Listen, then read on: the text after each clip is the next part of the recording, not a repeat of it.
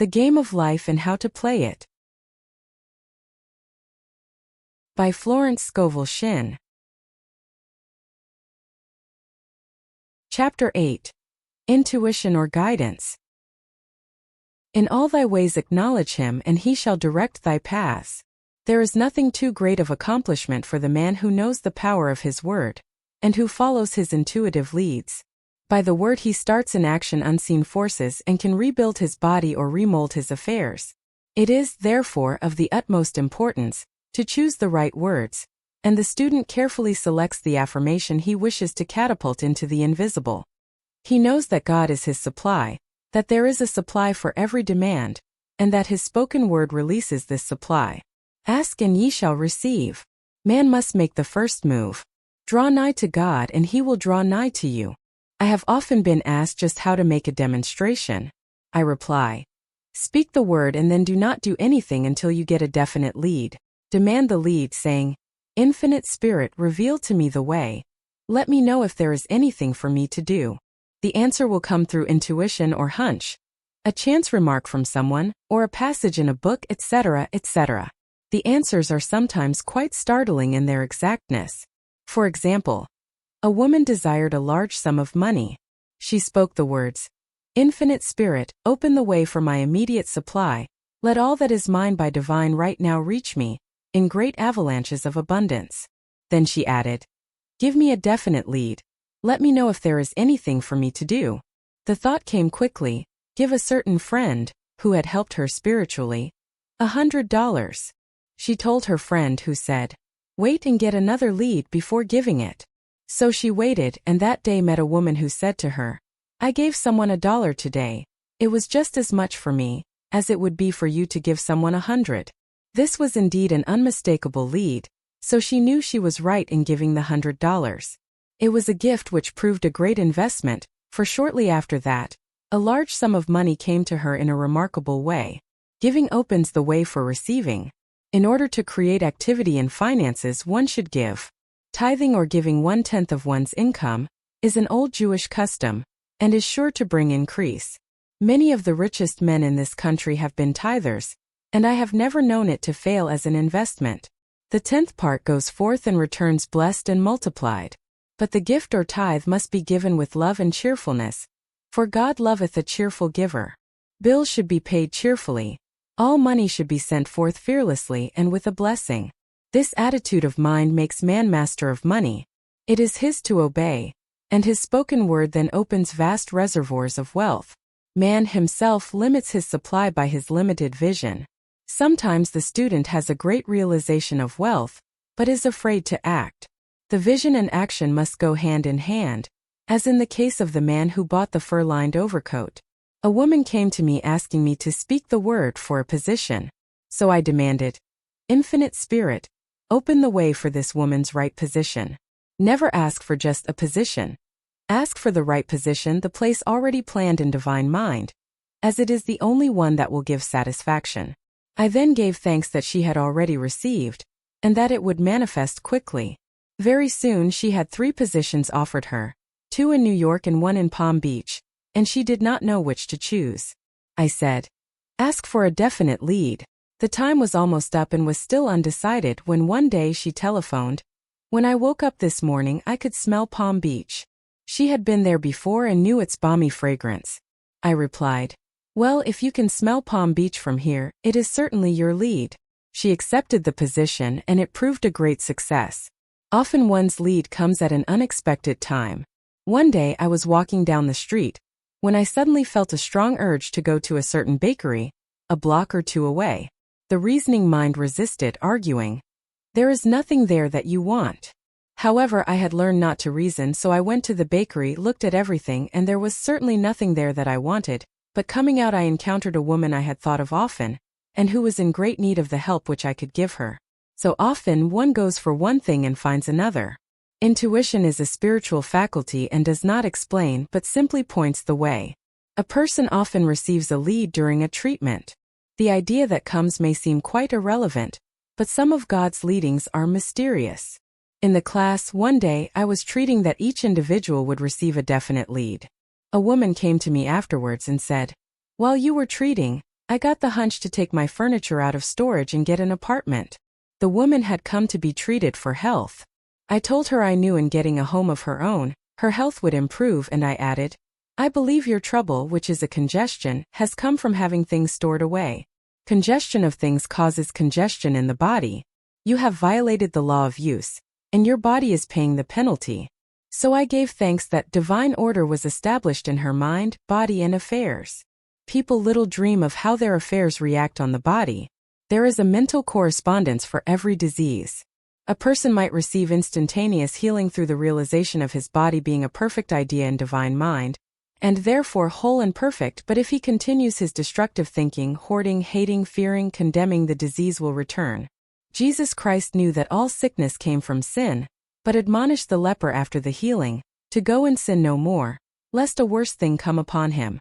So man's soul or subconscious mind must be washed whiter than snow, for permanent healing, and the metaphysician is always delving deep for the correspondence. Jesus Christ said, Condemn not lest ye also be condemned. Judge not that ye be judged. Many people have attracted disease and unhappiness through condemnation of others. What man condemns in others he attracts to himself. Aprenda inglês rápido, fácil, divertido e de graça com status global. Learn English fast, free, and fun with Status Global. Please don't forget to like, subscribe, and hit the notification bell for more videos. For example, a friend came to me in anger and distress because her husband had deserted her for another woman. She condemned the other woman and said continually, she knew he was a married man and had no right to accept his attentions. I replied, Stop condemning the woman, bless her, and be through with the situation, otherwise, you are attracting the same thing to yourself. She was deaf to my words and a year or two later, became deeply interested in a married man herself. Man picks up a live wire whenever he criticizes or condemns, and may expect a shock. Indecision is a stumbling block in many a pathway. In order to overcome it, make the statement repeatedly, I am always under direct inspiration. I make right decisions quickly.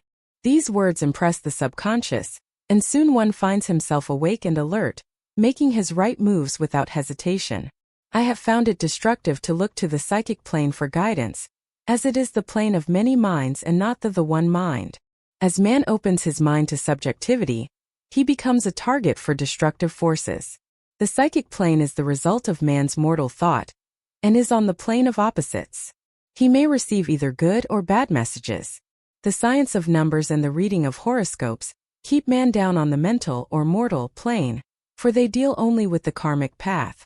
I know of a man who should have been dead years ago according to his horoscope, but he is alive and a leader of one of the biggest movements in this country for the uplift of humanity. It takes a very strong mind to neutralize a prophecy of evil. The student should declare, Every false prophecy shall come to naught. Every plan my Father in heaven has not planned, shall be dissolved and dissipated. The divine idea now comes to pass. However, if any good message has ever been given one, of coming happiness or wealth, harbor and expect it, and it will manifest sooner or later, through the law of expectancy. Man's will should be used to back the universal will. I will that the will of God be done. It is God's will to give every man every righteous desire of his heart, and man's will should be used to hold the perfect vision without wavering. The prodigal son said, I will arise and go to my father.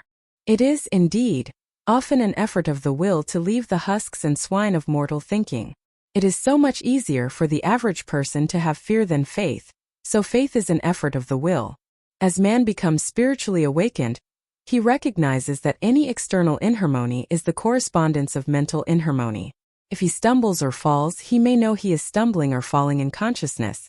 One day, a student was walking along the street condemning someone in her thoughts.